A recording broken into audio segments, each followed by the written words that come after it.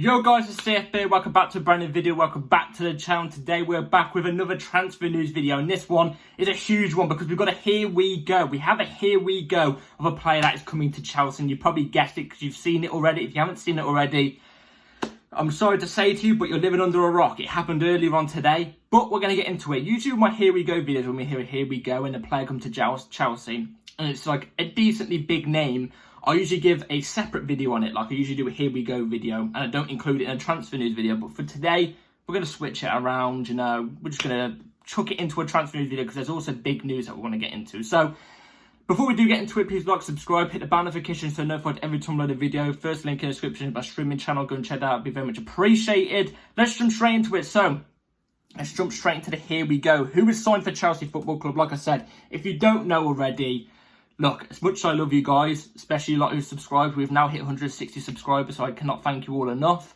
But it's this player. So, yeah, let's jump straight into it from Fabrizio Romano. So, Kieran Dewsbury hauled to Chelsea. Here we go. Player on his way to medical today ahead of contract signing. Deal valid until June 3rd, 2030 for Kieran Dewsbury Hall at Chelsea. Reunited with Enzo Maresca. Chelsea to pay fee around £30 million to Leicester City after final rounds of talks today. And look, I said, go back to my, I think it was 2 videos ago, my first video actually talk about Dewsbury Hall. I said to you all, look, if we get Dewsbury Hall, look, as long as it's a fee under 40 million, max 35 and away, like I wouldn't really want to go past 35, then I'm happy with it. If we get him in, I'm happy with it. If we don't, I'm happy with it. To be fair, whatever floats my boat both ways, I really don't mind because I can see the cons and I can see the good stuff about this deal. You know, the fact that Enzo Maresca knows Kieran Dewsbury Hall knows Enzo Maresca. It worked in the Championship. He is a good player. He adds depth, strength in depth. You need strength in depth at a top team to be competing for the biggest trophies. You need that. Kieran Dewsbury Hall adds that. He's a good technical player. But like I said, the negatives are stuff like, where does he fit in? If he's going to be a starter, who's going to get dropped? Because I came out on Twitter today and I said, I don't understand the people who are saying to put Enzo at DM because it's going to be a midfield three. I think it's pretty much confirmed we're going to play a 4-3-3. If, you know, one of the midfielders have to be dropped, I'm hearing people are saying like Enzo in DM, Caicedo right centre mid, Dewsbury Hall left centre mid. Dewsbury Hall immediately comes in and be a starter. For me, I think you've got to have a natural DM in that position. You've got to, why are we taking Enzo Fernandez out of his comfort zone and putting him in DM when he could be one of our most vital, important people in that midfield? Like, this guy is top of the range, world class. We're talking about a potential that is unbelievable, and we're going to stick him in a DM position, which he can do, but why not play him at his best ability? Why do we pay an actual DM who we've got at the club, who we signed last summer, who, don't get me wrong, the whole of last season only played a combined 40 minutes in Romeo Lavia? Put him in. I know a lot of people are going to say, oh, but he's injury prone. We don't know. Who knows? He might fly by this whole season and not get injured. He's a natural DM. We've seen him at Southampton playing a 4-3-3 in that DM position, and he was vital. For me, it would be Lavia, Caicedo, Enzo.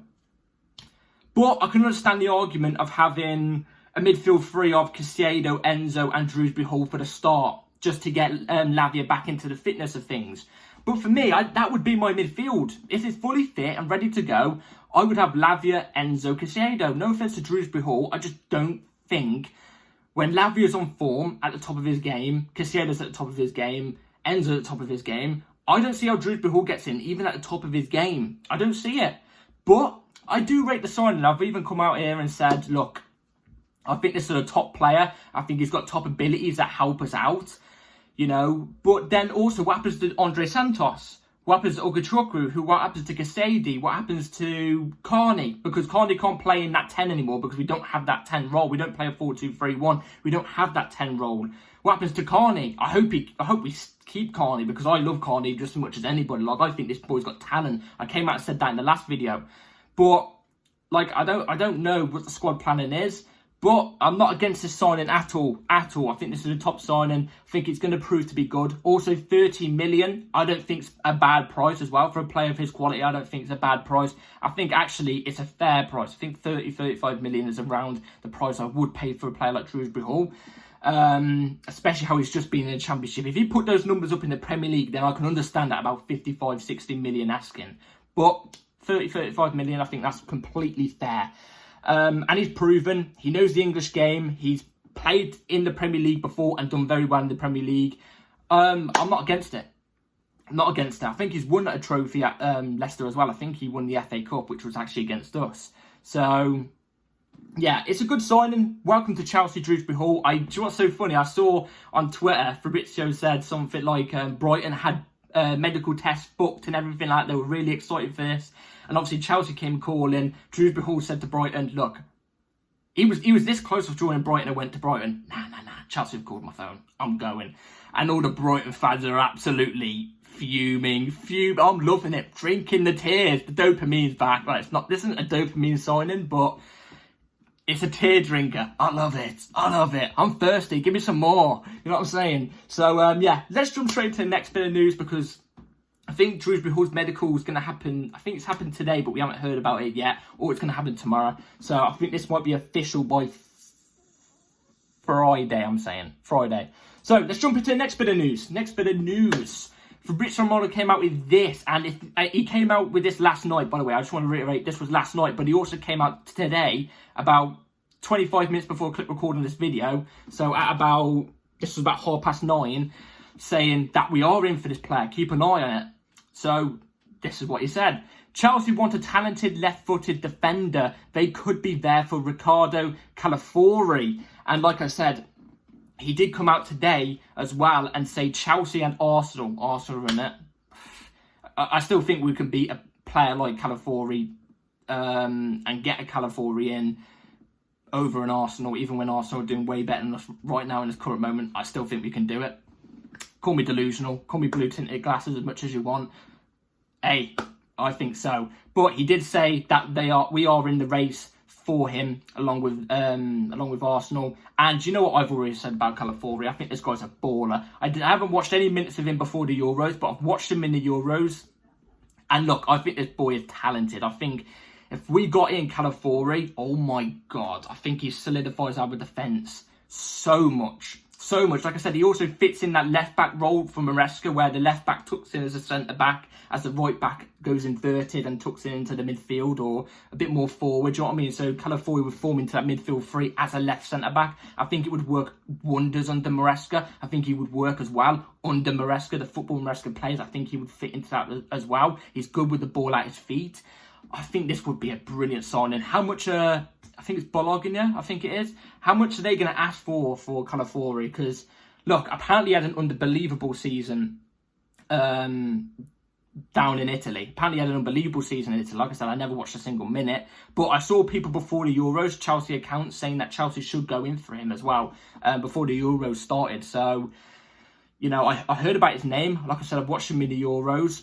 My price, I would say, is, if he had a good season in Italy as well, I would say 40 million. Apparently, Bologna are, I think I butchered that.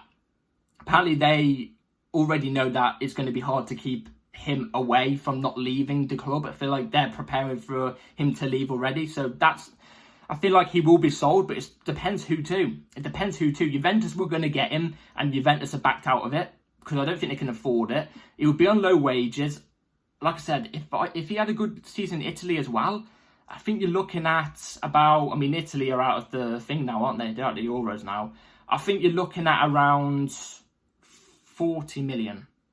40 million. And I think that would be a fair price in a way, because he is still young. You know what I mean? It could be a one-season wonder type thing. But you've got to take a gamble on this type of talent, in my opinion. A player like him, who possesses the skill bases that he possesses already at the age he's at, I feel like you've got to take the chance. You've got to take the chance.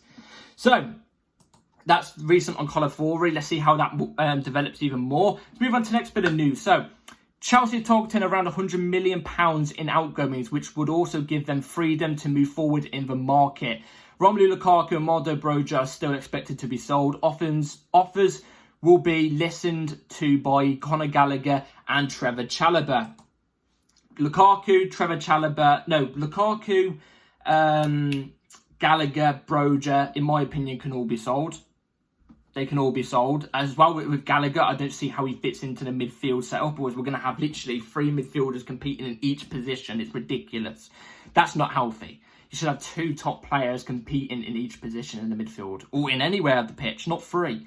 But unless one's like seriously injury prone. Trevor Chalobah is the only one on that list I would keep.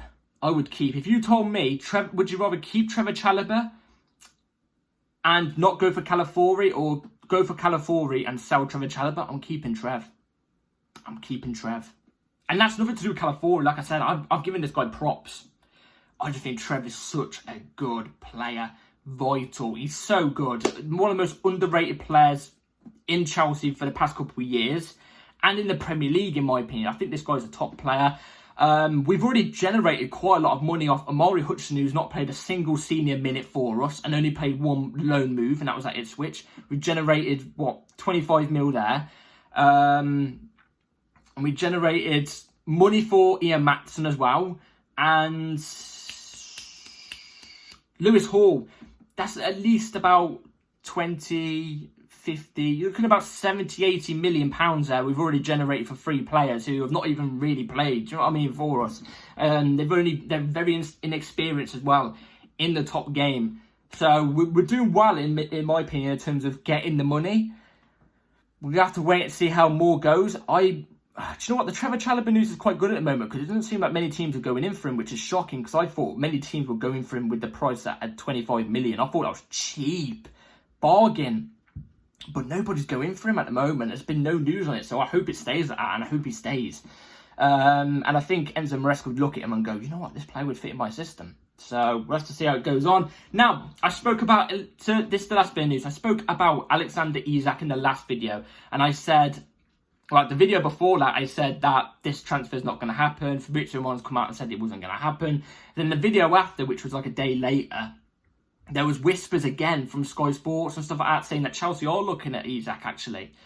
But we've got confirmation again from Fabrizio Romano. He said this. So, Newcastle have no intention to sell Alexander Isak. The only way is a club record fee, more than £120 million.